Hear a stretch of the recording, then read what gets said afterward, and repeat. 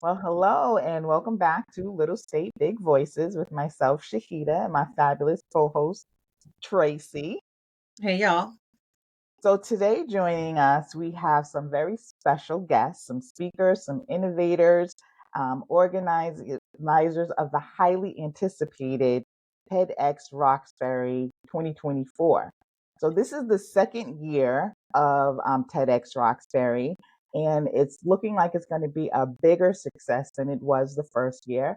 And Tracy, our dear Tracy, has served on the planning committee. So, with that, I'm going to turn it over to her so she can introduce and give a small bio of our fabulous guest. Hi everyone. So I want to say I'm giving you just a snapshot of what these fantastic people on our panel have done because there's so much. I could probably fill a podcast with each of their accomplishments. So we'll definitely give you information on how to follow these folks so you can learn everything you need to know about them. But I'll first start with Marshall Shelley Gatlin, who is a visionary leader and co-lead organizer of TEDx Roxbury. So she's also involved with the Big Sister of Greater Boston Association, which I am also involved with as part of their diversity board. And Shelley serves as our I can't even speak. Diversity board's president. So just so you know, historically, y'all, I fumble over the bio. So this will be funny in like 10 years when people are talking about this. But Shelley is our esteemed diversity board president at Big Sister. For Dr. Ayana Henderson, she is a speaker from 2023's TEDx Talk. She's an emotional wellness coach, a generational change agent, and a soul care strategist. She's a 5-time international best-selling author, and she was recognized as a top 20 Christian coach and speaker to watch. Dr. Charmaine Jackman, an award-winning psychologist and leadership coach, is also the CEO and founder of InnoSight. She was awarded the City of Boston's Black History Month's Innovator of the Year award in 2021. And last but not least, Kurt Faustin, appointed by Boston Mayor Michelle Wu. Kurt is part of the city's first ever Black Men and Black Boys Commission. Oh, I love that. That speaks to my soul. And was recently selected by Color Magazine's 40 Under 40 Power List. Kurt actually discovered his own science-backed philosophy and principles to improve performance while empowering one to make a permanent change within their mindset. So, I mean, this panel here is everything. So, Blows if me that doesn't away. encourage you to go out to TEDx Roxbury, I don't know what will. But once you hear them actually speak and talk to us today, I'm sure you'll be hitting go on that Eventbrite ticket as soon as possible. So, So, I guess we'll start with some questions and then each person can answer, and we'll start with Dr. Charmaine. So, what is your connection to Roxbury? So I would say, worked in the Roxbury area for many years. I was a former BPS, Boston Public Schools employee. A lot of work that I do with InnoSight actually centers on communities of color. And so Roxbury is a place I go get my royalties. So there's a lot of love and memories there in Roxbury. Actually, one of my first little sisters lived in Roxbury. So lots of connection, both personal and professional.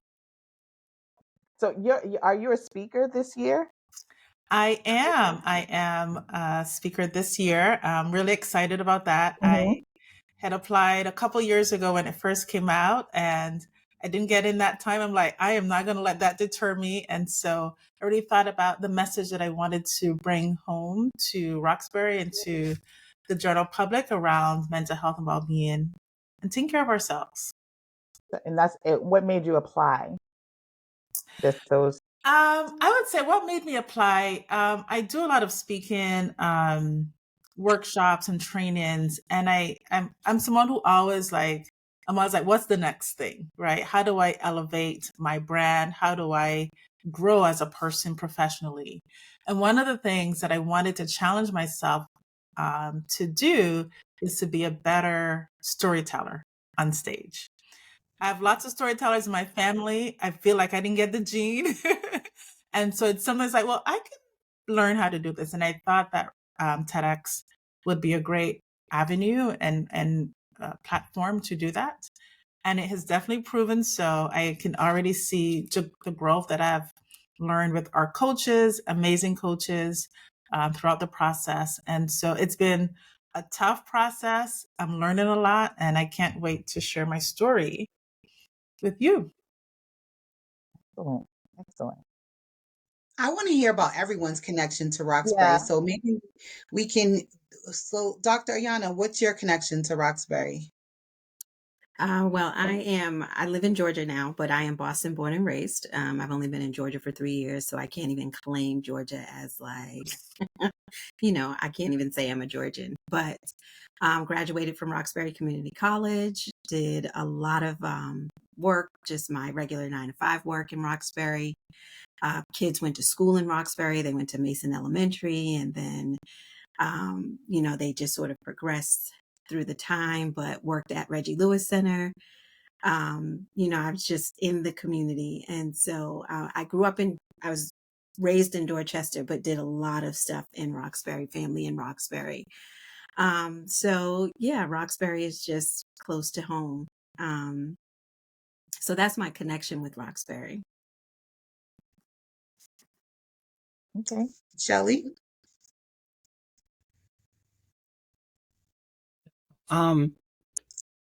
I went to school in Roxbury all of my formative years. So middle school, high school, I lived in Mattapan, but majority of my time was spent. Oh, Shahidah. Majority of my time was in Roxbury. From most of your time is spent in school anyway when you're kids. So all of my friends lived in Roxbury. My extended family now lives in Roxbury. My children, their families are from Roxbury. So I spend more time in Roxbury than I do Mattapan or anywhere else in Massachusetts or Boston. Okay. Yeah. Thank you for having me on, by the way. I've done a lot of work in Roxbury. I was the executive director of E for All Roxbury, which was an entrepreneur nonprofit. I actually ran halfway houses in Roxbury for about 6.5, 7 years in the Dimick Center. For the past couple of years, I've been running programs out of Roxbury Community College. I just majority of my work is in Roxbury, as I've been on this journey trying to help individuals with mental health and emotional intelligence. Let's I just feel like add something really quick because there's Roxbury Community College came up a couple of times, and for our Rhode Islanders, it's been a staple. I don't know what year it was incorporated, but I know that when I was in the eighth grade, and it's in the 80s, 90s, it has been a staple of the community. And I know how some kids like, oh, I want to go to Harvard or I want to go. I literally wanted to go to Roxbury Community College. I mean, just seeing the students when I was younger in high school going in and out of it, down there and right behind Madison, I was just very impressed. And that was like my first kind of like seeing experience of college students. It was almost like a Hillman to me, it even was though they our didn't different stay. world, right? Yes, even though they didn't stay on campus. So I guess that would be the way Rhode Islanders might feel about, the community college of Rhode Island here. That I have a real affinity love for Roxbury Community College. And I'm glad to hear that there was some graduates from there. No, I did not end up going. But it's a full circle moment Hmm. because this year's TEDx will be at RCC because Yes. we've grown Hmm. exponentially. So I think that's something that Shelly can also speak to as far as the growth of us and why we've migrated over to RCC. Absolutely. Last year's event, we were only able to have 100 attendees. And even with that, there were so many people who wanted to be there. There was so much attention to it. And we were sad to have to, turn away so many others. But this year we're able to host at RCC, a much larger venue, and have over 300 attendees this year. So we're really, really excited. And that's not including our volunteers and our speakers. So we're really excited to be able to do that and to give that to the community. Shirley, can I ask a question? Because I think so many of us know of TEDx and we see, or well, not actually TEDx, just TED Talks. So how did this come about? It being specific to Roxbury, you, I guess, reaching out to their CEO or whatever to help sponsor that. How did that process happen? Well, TEDx events are independently organized by community individuals, volunteers. So we're connected to TED, but we're independently organized. Tedxroxbury came about by the genius of Eric Esteves, because he was the one that started it. He saw the need, he saw the platform, he filled out for the license and said, well, let me see if, other people respond. And they did. I personally responded. I saw his call to action on LinkedIn. And I'm like, I was in a position where I wanted to come out of my comfort zone. And I'm like, I don't know this man, but I love Roxbury. And this is something TED Talks are something that are really, really big. And I felt like it was a really great thing for Roxbury in itself. So I responded, and that was pre-COVID. And so that's when our first event was supposed to happen, like the year of COVID, that May. But we were organizing prior to that, and there were so many volunteers. There were so many people who really poured themselves into the project. And we weren't able to have our first event during that May during COVID. But even after, I was bugging Eric, like, okay, we need to start it over. What are we going to do the next year? Are we still going to, everything's open? And there are so many others who felt the same way. And last year we were able to do that. And it was really, really well received. We're really happy with how the community responded, how volunteers responded, even our sponsors. We're really pleased with that as well. Oh, that's great. Yeah, it's amazing to be a part of it and see the behind the scenes of what makes it tick. Because like you said, Shahida, TEDx sounds like something that exists, but it's out there in the world. It doesn't seem like something that happens in the Roxbury area. So for Eric and Shelly to co-lead an event like this and bring amazing speakers. So just so our audience can know, Dr. Jackman and Kurt will be featured this May 4th at the TEDx Roxbury held at RCC, and they're going to be joined by other speakers as well. This is a sampling, and Dr. Ayana is from last year's cohort, our original inaugural TEDx Roxbury. So who do we go to next? I feel like Dr. Ayana, since you were there last year, and I did listen in her TEDx speeches on YouTube, so you can actually catch her on YouTube to listen to her. So we know what your connection is, but what made you apply last year? So last year actually wasn't my first year. Oh. I applied when they first came out with the idea and the concept. But I had on my vision board, or my goal board, if you will, in 2019 that I was going to do a TEDx talk. And so I had just started the preparation to become a speaker. And, it wasn't something, this isn't a life goal. I never thought that I would be a speaker. I never thought that I would be a coach. Like, it just wasn't in my purview. HR is my background, and that's where I function well. But, as God would have it, he's like, you have your plans, but I have mine. So you're welcome. So I had just started to train. That's actually how I met Kurt. We were in a speaker development program. I didn't even know he was in Boston when I joined the program, but then later found out. And so I knew Pops. Well, that's what I call him. Sorry, Eric. From Eric Esteves, aka Pops, to the community. I knew him from the spoken world community, and I met him in like early 2000s. And, we just kind of remained connected and contacted. And then I saw the call for speakers. I applied. I made it to the second round, and then COVID hit. And so everything was kind of shut down. And then life happened. I ended up moving to Georgia. I saw the call again, and I was like, oh man, now I'm in another state. I was like, but I'm still from the hood. Like, I'm still going to apply. And so we were given, those who first applied, were given the opportunity to reapply with either the same application or to adjust it. And so I made my first talk was actually going to be about something completely different than what I actually talked about. So, I was excited for the growth and the maturity. And by that time, I had done a lot more speaker training and really had invested in who I am as a speaker. And so I just felt like it was fitting to apply again. Took a leap of faith, changed my topic, and really just went full in and just continued to progress to the rounds until I finally got that wonderful, like, congratulations, you have made it. You've been selected. And so that was probably one of the best feelings in the world when you see one of the things that you envision for yourself to actually come to fruition. And I got to go back home to do it. And that was just the icing on the cake. Was I knew my family and friends were already there.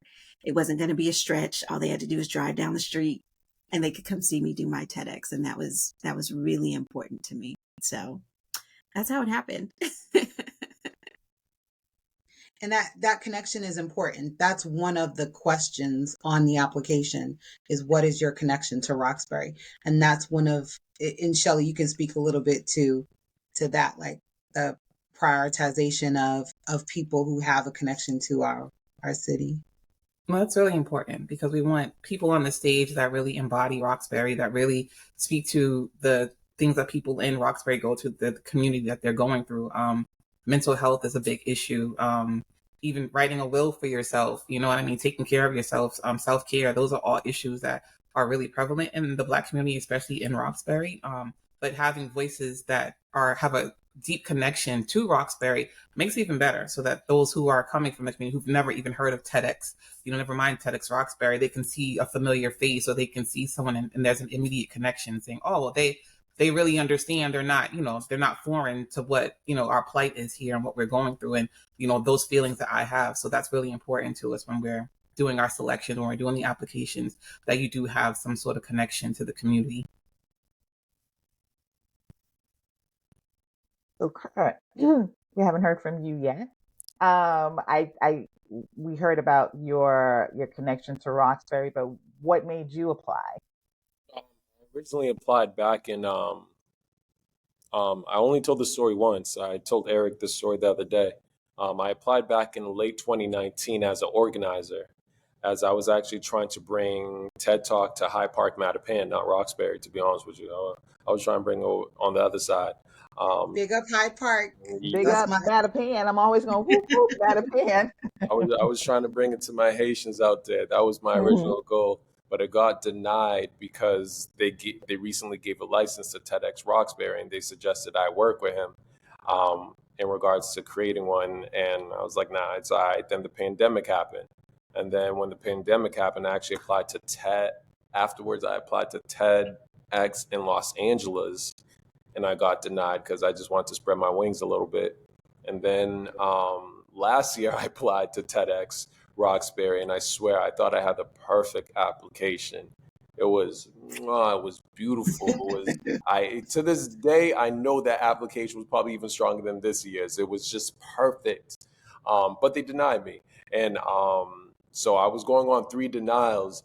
And I'm actually grateful that they denied me last year, because last year I was not in the best emotional state. My mom recently passed away, and I think the energy and the lessons I can now bring is 1,000,000% different what I would have gave a year ago. So everything happened in the right time. I applied again this year. I didn't even want to apply, to be honest. A friend called me up, it's like, Kurt, it's the last day. You better put your TED Talk in. I did it. And we're here now. I'm grateful for it.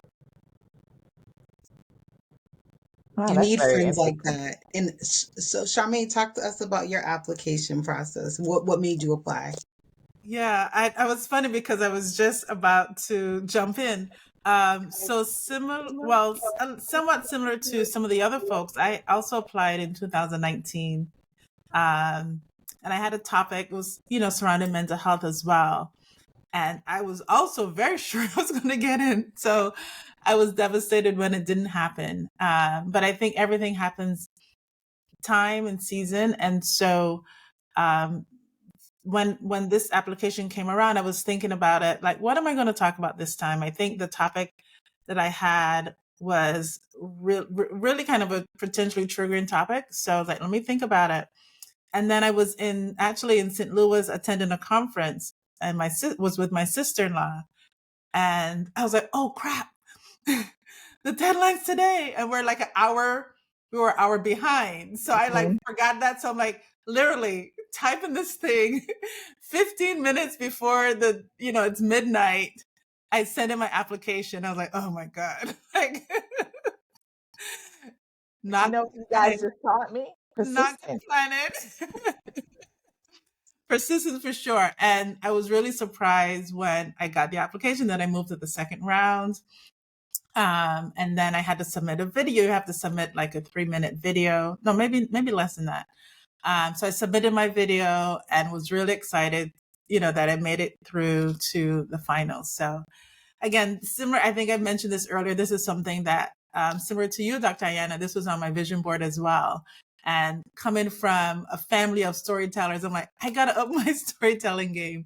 And so that was really the inspiration. And I think, again, just a lot of my work and personal life, I'm always in Roxbury for something, dropping the kids at a program, like I said, picking up my rotis, going to the bowling building for work, right? There are all these ways in which, Roxbury just seems to be the center. So I do feel it's a huge honor to get to represent Roxbury in this way, and this Tedxroxbury. And the folks who are on, the speaker list this year are amazing. Kurt and I are in the same small group, so it's been wonderful to see his speech evolve over time. And so I think we're all growing and we're learning from each other and supporting each other, hyping each other up. So it's been a wonderful process as well. So thanks to Shelly and Eric for also creating a community that allows us to thrive. I'm so glad you all didn't give up. I think that's my takeaway from what you said so far, Kurt and Charmaine, especially you guys being together in this year's cohort, is that you despite not getting in your first attempt, you tried again. And I think there are other people that are probably in a similar boat to you. They may have even applied 2 years in a row and not gotten in.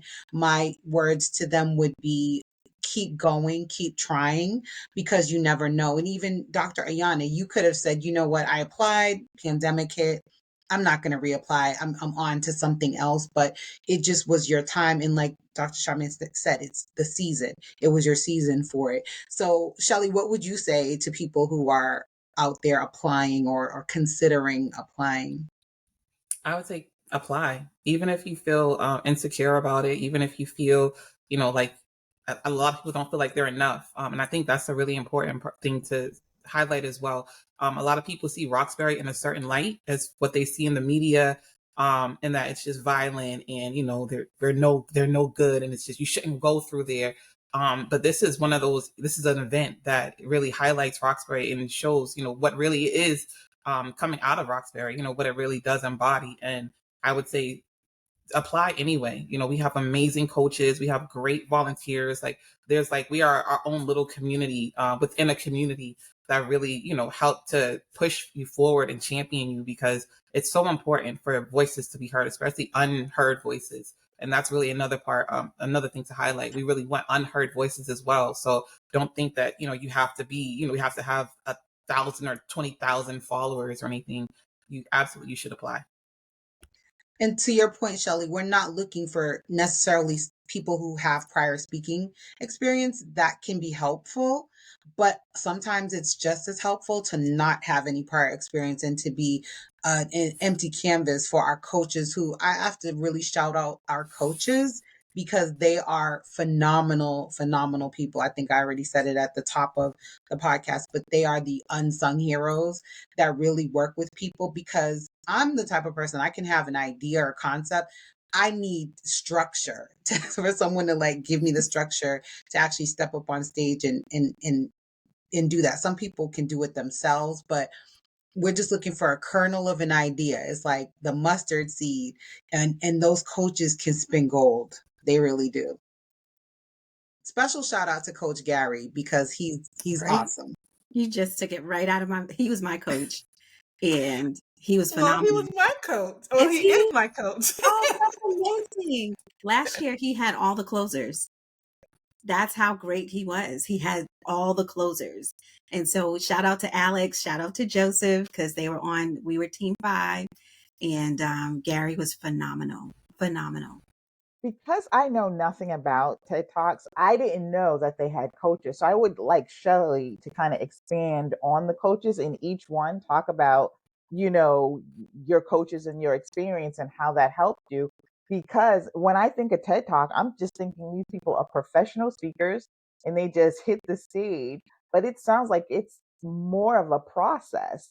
So can you just kind of expand a little bit on that? Because now I'm thinking like, oh, I can do a TED Talk. You Well, you can absolutely totally can, do Shahida. You absolutely can. You should apply. But our coaches are volunteers. Mhm. A lot of them are in academia. They're teachers, principals. Gary specifically is great at project management. He has like this knack for just pulling things together and pulling things out of people, and showing you your best self. So he definitely has that gift. But all of our coaches are they're all volunteers, and they really pour themselves into um, fostering what that unique thing in each of our speakers, and they're all wonderful at what they do. Simone, they're amazing. There's so many. They're so Sonia, amazing. who's a former Sonia. speaker. Yes, Dr. Sonia Pratt. Hmm. Matos, right? So yes, we have some really, I mean, our coaches, when I say they care and this is something that they really take personally as far as helping to develop the speakers. It Honestly, really is. I can't say enough about our coaches, but yes, Shahida, you should apply. And yes, we will make sure you get amazing coaching. Um, so to that to that point, so the process is kind of, the application gets put out there. We put a call to action out on social media. So everybody follow at Tedxroxbury on Instagram and your socials so that you can be up to date when the next application opens up in the fall.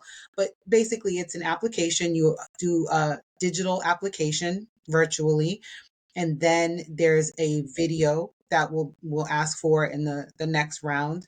And then once we have selected you as a speaker, we'll let you know either way if you've been accepted or not. Again, we encourage people to reapply even if you don't get in when you expect to get in. And then the work starts. That's when we start meeting on a regular basis with our speakers, and we want to make sure that you get partnered with the coach. And again, you're in a cohort, so you're with other people. And what we found is that these people stay connected. So it's a networking opportunity. It's a community building thing. So even behind the scenes, aside from the talk itself, the community that's being built behind the scenes is invaluable.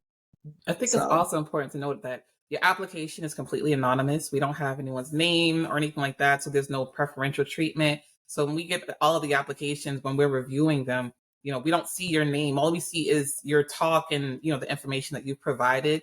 And then later on, we get to know who everyone is, but it's completely anonymous to start out. So there isn't any special treatment or anything. So that's important to note as well. Wow. absolutely. So to kind of think back to when you all decided to apply, how did you choose your topics? I'm going to start with Dr. Ayana because she spoke last year, and then we'll go to Kurt and then Charmaine. So the topics that I speak on, I coach on, is generational health. And it's about leaving a legacy of not just finances, but also, emotional stability and, mental strength and spiritual foundation. I think those are all important to pass down to, your children, your children's children. That wasn't the initial topic. The initial topic was called the Independent Love Project. The initial one that I was going to do was taking the concept of the IEP and applying it to your children. And so with the IEP, there's all these specialized things that you get to do. Like my son had an IEP. So I was like, well, what if parents, since we don't get a playbook when our children are born, what if we can create one by having child-friendly assessments that allow us to strategically love on our children based on the way they need, not what we think and not the way that we were parented. And so that has transitioned and progressed, and it's still a project in the making. But that then progressed when, similar to Kurt, I lost both of my parents 15 months apart. So my dad passed away right before they shut down the world. And then my mom passed away 15 months later from COVID, unexpectedly in April. And so that transition, that shifted a lot for me in terms of thinking about things that I inherited from my parents, all the forgiveness, the anger, all the things you go through for grief. You know, you get mad at them, you start seeing things and you're just like, this isn't right. Like what is going on? And you know, and then you're looking at your children and you're seeing certain things show up in them. And you're seeing certain, not to sound spooky or religious, but if you have sort of the spirit of alcohol and addiction and things like that that are running through your bloodline, and you start to see, my oldest son is 24. And so I started to see certain patterns in him that were in my father. And I understand why my father is the way that he was. But for you, son, it does not have to be that way because you don't have the same circumstances. You didn't grow up in Alabama. You didn't lose your mom as a teenager. You didn't have to become the man of the family at like 12. You didn't have to do these things. So there are certain things that we can break. And, so that's been sort of the premise of everything that I do. And I figured if this is going to be an idea that I get to share with the world, then for certain it's going to be about legacy, because all the other things come as a result of that. So generational health has been my platform for the last 3 years. It will continue to be my platform because I just believe that, we have the ability. And then the second sort of part was there's this, as Black women, we want to say that our children are showing up a certain way or they're behaving a certain way because their father wasn't in the home. Well, for me, it's like the reality, sis, is your kids are around you. So you need to change. So kids can't show up as a parent who's not there. He's not there. Like, so what are they really picking up from the absent father? So, no, ma'am, why don't you heal so you can heal your children? So I do call out the Black woman to heal. I do call her out because she has such a responsibility for her children, but she has such power and such strength and such capacity to change the trajectory for her children. So not afraid to do that. I love y'all. But That's it's not powerful. we And I heal don't think it's a and change. dig. I don't think that's a dig on No, Black yeah. women. I think that's definitely those are words of encouragement more than anything. And I also want to acknowledge. I'm sorry to hear that you, Ayana and Kurt, lost your parents, especially during such a volatile time. My heart goes out to you for that. I love it. I'll jump in. I want to say, actually, last year, Iona's presentation was one of my favorites. I remember yours vividly. And being able to have the same coach as you too, it really did motivate me. So amazing job, amazing presentation you did last year. I would encourage everyone to go check it out. This year, it's interesting. This process for me has been very unique because I do speak. I do speak a lot in my career. I tend to, I don't know how to say it. Like, I had a topic. I don't write my speeches. That's been one of the unique challenge for me is creating a 15-minute presentation without writing a word down. It's very fun, actually. It's a little bit different. So working with the coaches, I know I probably drive them crazy because they're like, "Hey, Kurt, send me over your talk." I'm like, "All right, you ready? I'm about to do it right now." And they're like, "What the hell are you talking about, Kurt? Write it out." And it's just a different process. We all learn differently, right? But my talk is around self-care and how I believe it's truly limiting us. There are amazing principles within self-care, but I do think it doesn't work for everybody. And we do need to redefine and enhance how we look at self-care, specifically in the black and brown community. So you're the Jay-Z of our TED Talk, is what you're saying. You don't write anything I down. mean, if you want to give me that title, I'll take it.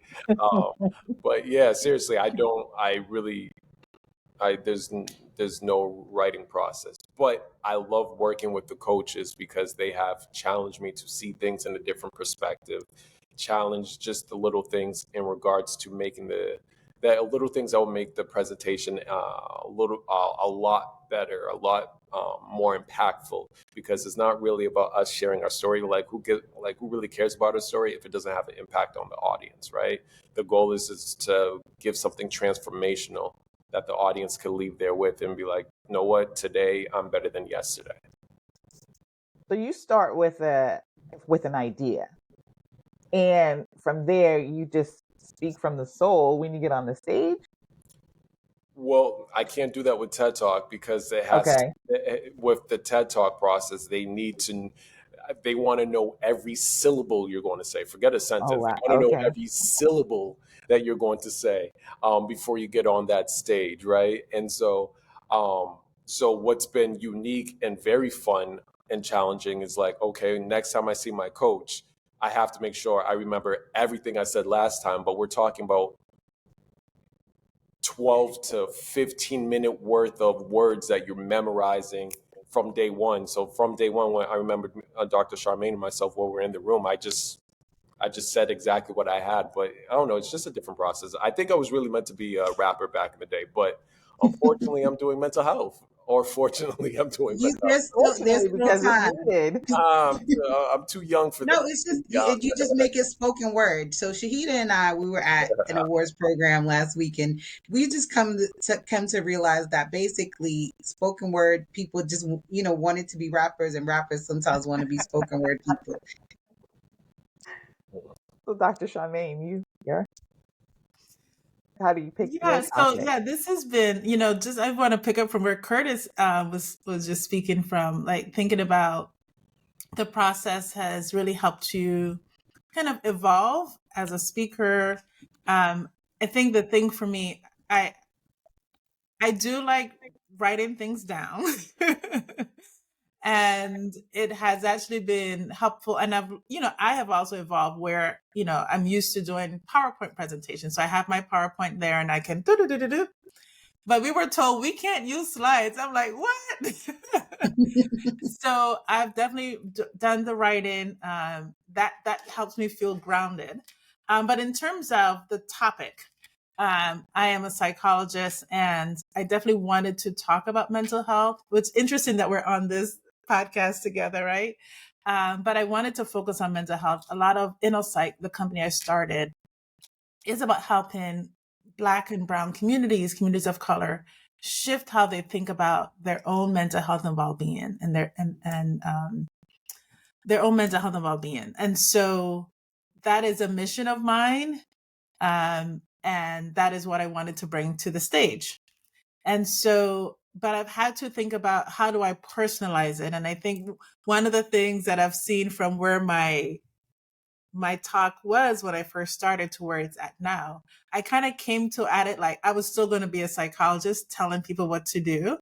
And the coaching in some ways said, no. You got to share your process as well. And so it's like, ooh, okay. I like, being the psychologist. You tell me about your problem and I help you. So it's actually, I've had to flip the script. And I think that is part of storytelling, right? You have to share your perspective. Mm-hmm. And so that has really, again, helped me to evolve and get comfortable sharing. Like, I'm not used to telling my story Mm-hmm. in such a public format, but I think it has also been liberating for me. And so my topic centers around well-being, without giving too much away, because we want you to come out and check us out. We're just giving the sizzle, not the steak here. In my bio, I talk about having a few episodes of burnout. And so I use that as a call to action for people. And I think that is also the thing about the talk, which I think I was able to change in my application, was what is the message that I'm asking people to shift? And so it's something that I have had to shift for myself. And it's something that I'm inviting people to think about. How do you shift for yourself as well? So I don't know, is that too vague, or you guys got? No, that's good. I think that's enough, because once you talk a lot about storytelling, Dr. Charmaine, which I'm a big proponent of like listening to storytelling. That's like my favorite type of podcast to listen to, is people coming and telling their personal stories. And so I think that's the secret sauce of a TEDx, is that you get to hear about someone's real experience, but in a way that you can connect with the audience. So I think all of your topics are very crucial, very timely right And now. Tracy, So if I can add, I think the thing, because I love story, I love Living to the Moth. Story art, like I love me to, too, me too. I right? love the I love it. boxes. But I think the thing about TED, which is, I think I finally got it like a couple weeks ago, is about that call to action. What are people going to do differently? And I think that's what makes TED and TEDx unique. So, Shelley, wouldn't you say that's an important part of the actual application process, is fine tuning and really tapping into that call to action? Absolutely. Even with the broader TED talks, the initial is, coming up, having an idea and spreading the word about that idea, but also, to create change and to make change. So the call to action is really important. And that's what we look for as well in applications. Like, what's the call to action? What do you really want to do? Is there a change that you want to see in the world that you want to speak to? And how do we go about that change? So we start with the idea, and then I spread that idea with, a call to action. Can I Because jump? we can talk all day about hot Oh yeah. topics. Oh, go ahead. Jump Yeah. in. Go ahead, Kurt. I think there's another huge part of this that I'm very proud of and that we're doing, is the fact being that we are challenging what people look at Roxbury as, right? What people look at the inner city of Boston as. And shout out to Eric and the leadership team, you, Shelley, as well. The fact being that we're able to put people who represent an idea that's going to live longer than them is so beautiful, because now when they see me, every time I go into a room and I tell people I'm a mental health educator, they don't believe me. They ask for my credentials. All the Mhm. time. They ask for my credentials. I get questioned if I'm a rapper, for example. I get questioned. I'm about 6'3", 250. No, I'm joking, but I'm 6'2". Really. They ask me if I play sports, but the fact being that now we have a stage where you're going to see a young black man being able to speak about mental health. Do you know what that does for the next generation? Our current generation. Dr. Charmaine's up there going to, and I already heard her talk. It's fabulous, by the way. She's going to go up there and give gems. Like, the fact being that we get to show a different representation of what Roxbury is, what the city of Boston looks like. I think that's going to help, hopefully, a paradigm shift in the city of Boston beyond. Because too many times they think of Boston as Irish and we got to go to the car, and it's not. It's deeper than that. So the level of authenticity is what really keeps me coming back to TEDx, is that we do Mm-hmm. this for us, and if other people benefit, so be it. That's great. But we do it for us. We Yeah. do it for basically the Roxbury culture. And it's very important to us that what we're doing is not like people advertising themselves or their businesses. It's about what can we do to build and strengthen community. And back to that call to action. There's so many topics that are like hot buttons. Last week was Black Maternal Health Week, and all over the world. People were talking about it ad nauseum. What you gonna do about it? That's what TEDx. That's the difference with TEDx Roxbury. Because if we bring you a topic, we're gonna bring you a solution or some options. And I love. I mean, so this is just three. How many actual speakers are going to be at TEDx, Shelley? 13 this So year. out of the 13, is it all on mental health, or is it other Mm. topics? There are definitely other topics. A lot of it is mental health, Mm-hmm. self-care, social justice. So we Okay. have a range of topics, and they're all exciting. All the speakers are phenomenal in their own right. And I'm excited for everyone to experience it. Like, I'm fangirling a little bit because of some of our speakers, and just after hearing, the ones that are unknown, I'm like, wow, like, I can't wait to follow them too. So I know that everyone else is going to have the same experience. Well, the thing that is really dear to me is the fact that we have three people here that are going to be talking about mental health, and I just feel at this time, and I guess it's just every generation we just have a heavy load to carry, and this year, 2024 being an election year, it just seems extremely heavy. So I and the the generational well-being and emotional well-being, that's something I've never even heard before. So to bring that out and make that a topic is absolutely, kind of, it's just, excellent that you could just kind of put those thoughts and then bring it to us so that we can help heal ourselves. And then with Dr. Charmaine and Kurt, you kind of like, bring it all home with the emotional wellness, because it's something that we we deal with generation after generation. We're still trying to find ways to heal. So I commend that, and I'm looking forward to the other subjects of social justice, especially, but I, because that goes hand in hand.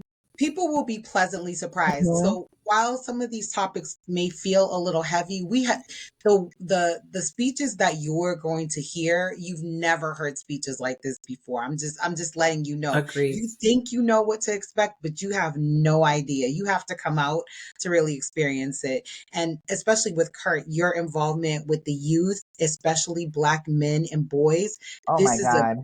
crucial and highly pivotal time just because of the way the world is going. We're regressing, unfortunately. And so we have to really deep dive into taking care of all of us, but particularly our Black men and boys.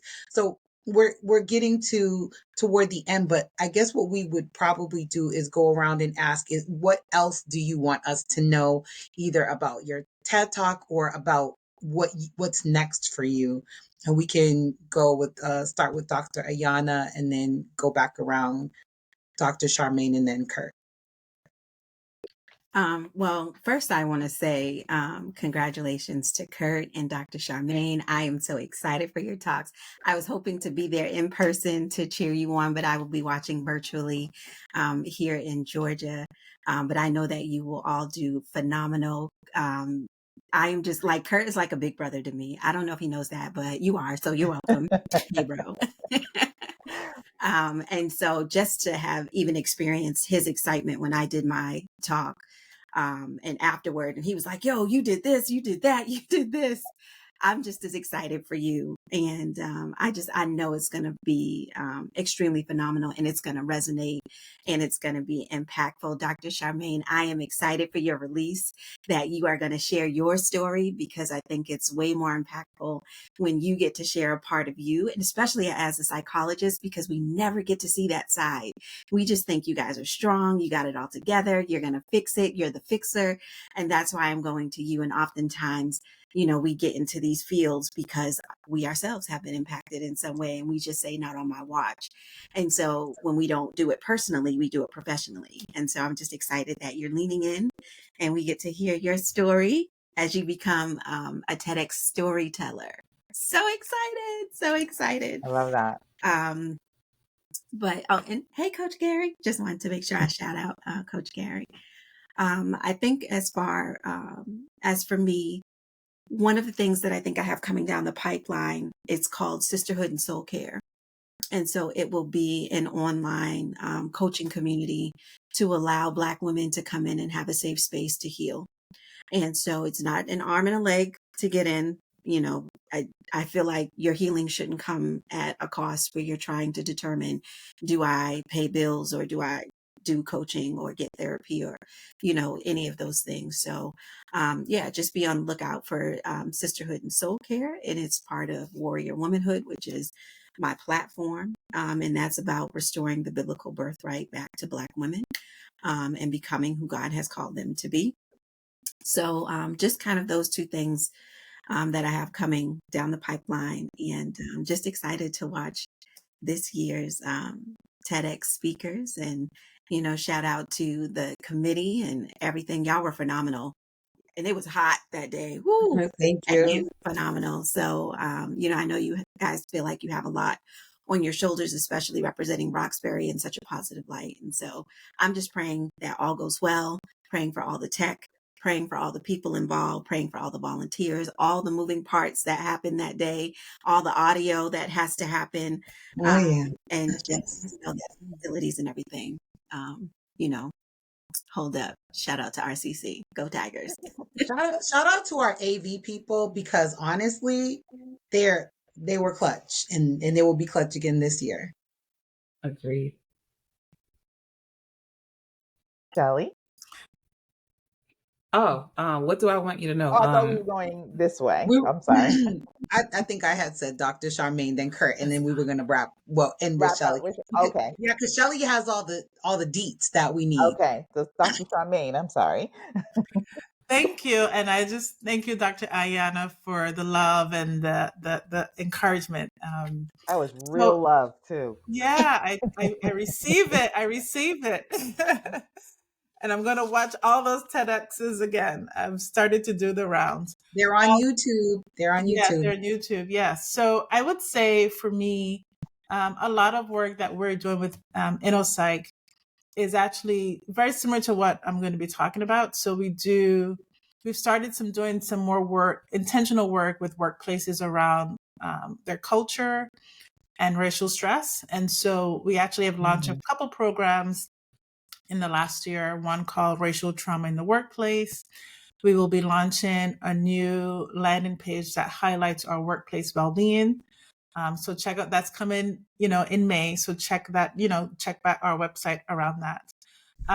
But I'm also looking, I think, similarly to Dr. Ayana and Kurt, I've done a lot of speaking, and I'm looking to really kind of just elevate my platform and use what I've gained through this process to make me an even more impactful storyteller. I'm receiving that title too, storyteller. I'm going to channel my Auntie Kay and my cousin Mike, who are the storytellers in our community, in my family.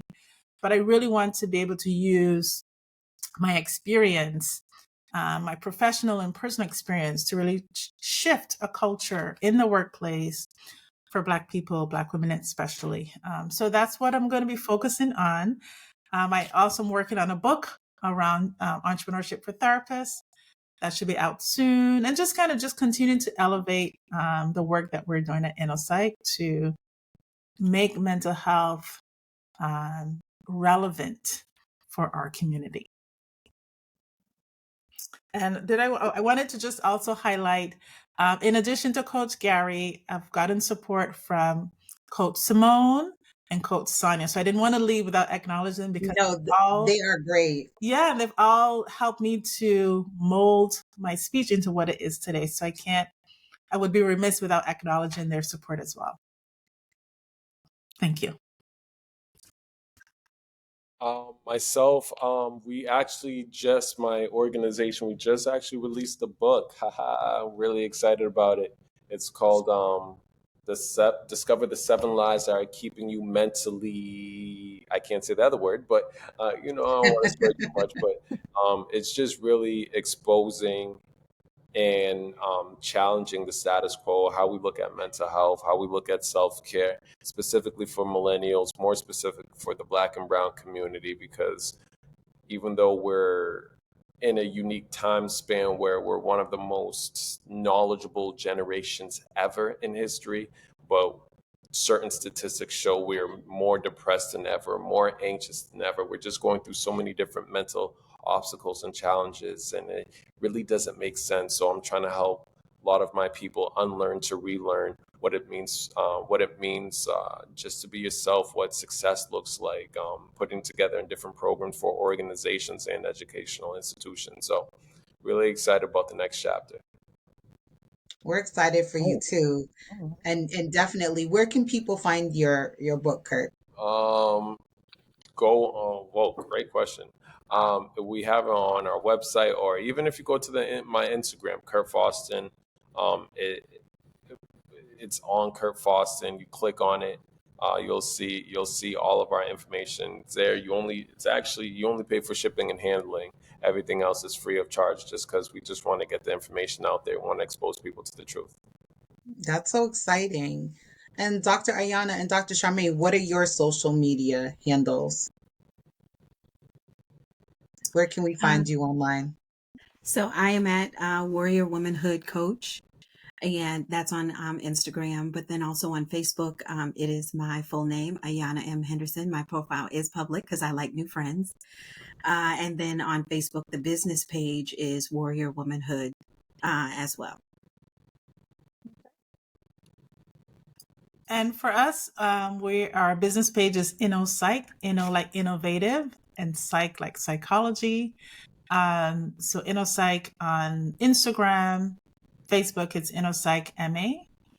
And I have decided to close my Twitter/X account. I Good. stand on that. They're Yes. dead to me. So Good. And yeah, our website, innopsych.com as well.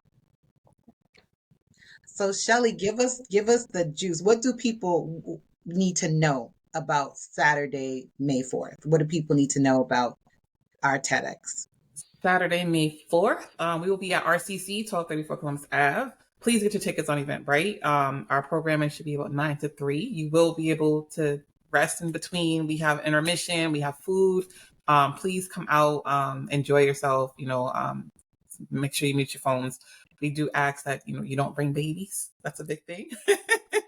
It's not an event for little babies, but if you want to bring in younger children who know how to sit for a long period of time, please do, because it is definitely an experience. It's definitely something that we want to introduce to the youth as well. Next year, we'll have some younger talent on stage, and we want to give them that opportunity to have their voices heard as well. So yes, 9 to 3, but please hurry up and get your tickets because they're almost sold out. I think we only have about 75 left. So Right. We do have a purchase limit. We tickets. do have a limit. And Roxbury Community College is, if you want to travel by MBTA, you can get off right at the Roxbury Crossing station and carefully cross the street to get to us, or you can drive. Parking is kind of first come, first serve. So plan ahead. It's going to be an early day, 9 a.m. on a Saturday, but believe me, the time will fly. That 3 o'clock, you will want to stay for those closers. So You will. And make we're sure you look good excited. too. You might be caught on camera. So You they have may that be on the TED photographed. site. So make sure you look nice. So I was thinking about bringing my 13-year-old grandson. Well, he'll be 13 May 1st. Yes, So, you gotta bring that boy. yeah, I was thinking, and I'm going to ask you, but you said that, and I was specifically thinking of like Kurt when I was saying like, oh, I need to, think about him when I think about this mental health and young Black men. So yeah, I think I'm going to grab him a ticket as well. It wasn't my intention Absolutely. at first, but I'm glad you said, that it is definitely for kids too. Well, My older, And 11-year-old will Darius, be there. So yeah, bring them. yes, and that's the thing, is that camaraderie. The kids start to get to know each other too. There's so many people, unexpected connections Oh, that good. come out of this experience. And Darius can volunteer for us next year. He'll be like He he'll be needs to. 14 next year. We need volunteers for this year and next year. So Strong Mm-hmm. backs. All right, yes. he's there. We got him. So I think that's about it. Thank you so much for all of your time. We've really enjoyed speaking with you all. And I know you've got a ton of things to do, including tighten up that speech because it's coming up. But I have complete faith in you, Dr. Charmaine and Kurt, that you're going to just knock everybody's socks off. Dr. Ayana, I know you have you're continuing to blaze a trail. And Shelly, like, I don't even understand how you wear all the hats that you wear, because between TEDx, Big Sister, and all the other amazing things you're doing. Like, I'm so glad that I get to work with you at two different organizations. I have to say that. Thank you, And I want to Tracy. say, I feel the same. I'm sorry. Go No, you're ahead. fine. Go ahead. I just wanted to say, closing out too. When Tracy said there were going to be 4 people on, I was very resistant because I'm like, I just thought it was just going to be, oh, what?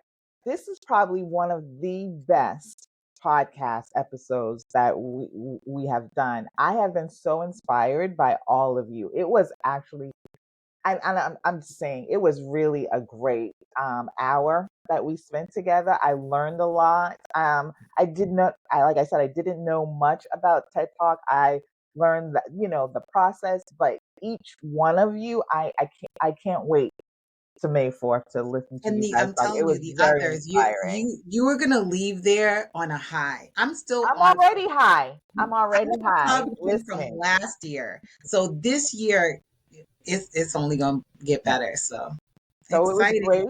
And I hope everyone goes out and get their tickets. The date again is May 4th at the May 4th. at the Roxbury Community College. I was going to Across say Reggie from Lewis. the Reggie Yeah, Lewis. at Roxbury Community College. And again, thank you all for being here. I've been very inspired, and I hope our listeners will be inspired too and go out and buy those doggone tickets. Yep. Get Have a one for great you and one. get one for your friend. Okay. Yes. Have a great Thanks for one. having us. Thanks for having Thank us. you. Take care.